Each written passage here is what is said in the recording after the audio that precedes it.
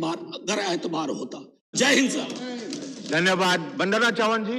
Yes, sir, from the Lok Sabha gallery. Okay. Thank you, Vice Chairman, sir. In the extremely limited time at my disposal, I choose to confine my submissions. Now I have come to the others. You all have 5 minutes only because we will have to complete the debate today. Sir, that is why I'm taking reference please, of my paper as soon as possible. So I choose to confine my submissions only to urban development component in the budget 22-23. Sir, we have a terrible scenario in our country as far as the cities are concerned. Polluted rivers, deteriorating air quality, dumps of garbage, huge deficit in basic amenities and वंदना जी आप बैठ के भी बोल सकते हैं. Sir, if you can hear me, it's okay. Okay. Yeah. Okay, sir. No, I'm better off standing. So what we need is what the Habitat 2 called a revolution in urban problem solving. So nothing else less will work. So several studies in our country, right from the time when Prime Minister Rajiv Gandhi ji set up a National Commission on Urbanization to study the urban issues, or in 2011, the high-powered expert committee which estimated the amount of investment required, or the committee of experts in town and planning which said what is the kind of man-force that is required for, and the latest report of reforms in urban planning capacity in India. All these documents, sir, spell out that the urgency to address cities. And on that count, sir, I congratulate the Finance Minister who seeks to steer a paradigm change to reimagine our cities, only with a hope and prayer that this does not remain a false and half-hearted promise like many others of the government in the past. Sir, she has spelled out several issues which I don't wish to say because they are already in her speech, but I would like to make 6 suggestions for the government's kind consideration. So one, I would like to suggest a National Commission on Urbanization and the constitution of state commissions on urbanization. So we cannot forget that urbanization is a dynamic process and is continuously throwing at us new challenges.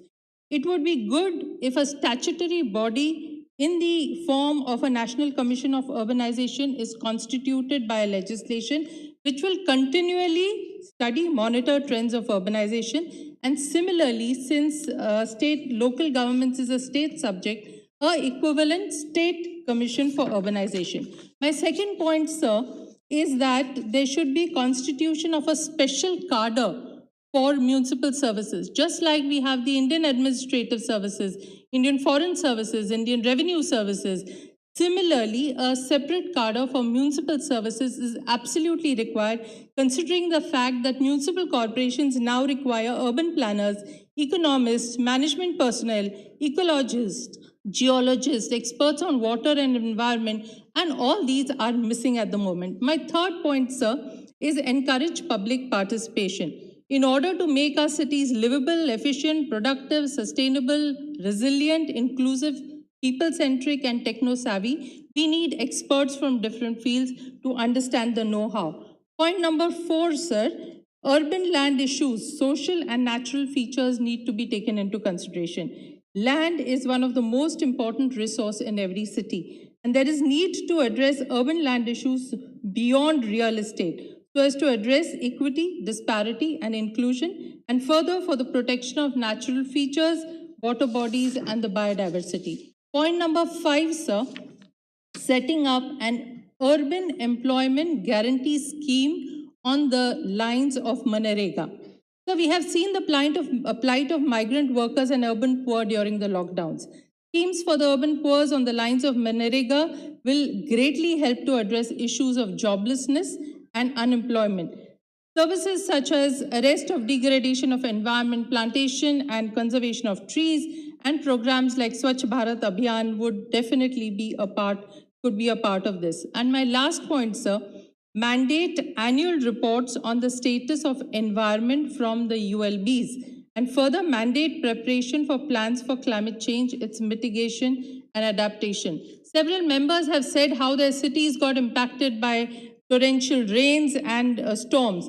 Sir, in this respect, I wish to draw the attention of the government to Schedule 12 of the 74th Amendment, which says that protection of environment, promotion of ecological aspects, and urban forestry are responsibilities of the municipal corporations.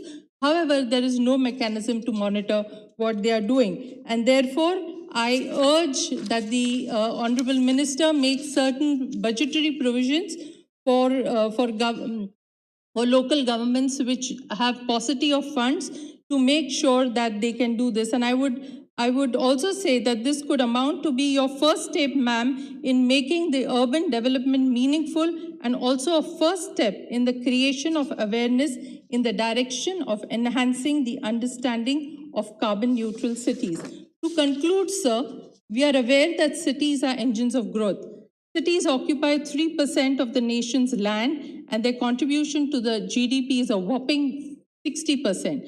This is expected to raise to 75% by 2030. To realize our goal of the $5 trillion economy by 2025 and for job creation for our youth, our cities will have to be strengthened